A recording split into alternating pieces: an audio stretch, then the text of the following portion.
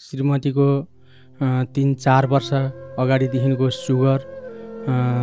सुगरहरू पनि थियो र सुगरले गर्दाखेरिमा हातै झमझमाउने र हातै काट्न पर्छ भनेर नारायणघाट पुरानो मेडिकल कलेजको डाक्टरले भनेको थियो।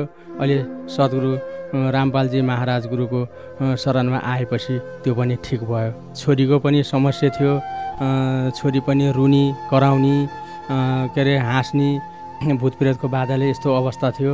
सद्गुरु रामपालजी महाराज गुरुको शरणमा आएपछि छोरीलाई पनि ठिक भयो।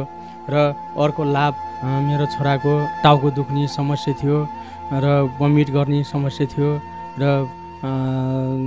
धामी झाँक्री भठामा लिएर गएँ। धामी झाँक्री भठामा फुकुन्जेल ठिक हुन्थ्यो, घरमा आएपछि फेरि त्यस्तै वाक्ने के अरे बान्ता गर्ने त्यस्तो हुन्थ्यो र के अरे हस्पिटल लिएर गएँ। अनि एक्सरेहरू सिटी स्क्यानहरू गराएँ, तर पनि त्यो पनि रोग पत्ता लागेन।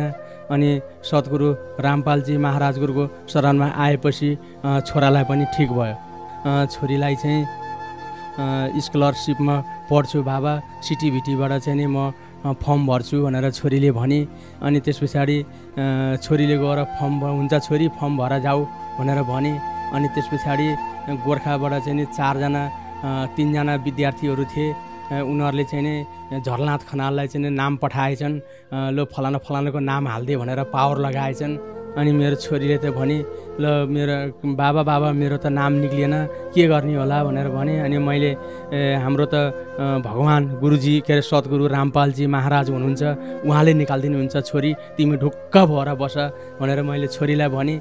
अनि त्यस पछाडि सद्गुरु रामपालजी महाराज गुरुलाई प्रार्थना गरेँ, प्रार्थना लगाएँ। प्रार्थना गरिसकेपछि अनि गुरुजीले सद्गुरु रामपालजी महाराज गुरुले भन्नुभयो, परमात्मा दया करेगा बेटे हो जाएगा भनेर भन्नुभयो। त्यसको भोलिपल्ट फर्स्ट लिस्टमा नाम निकालिदिनु भएछ गुरुजीले।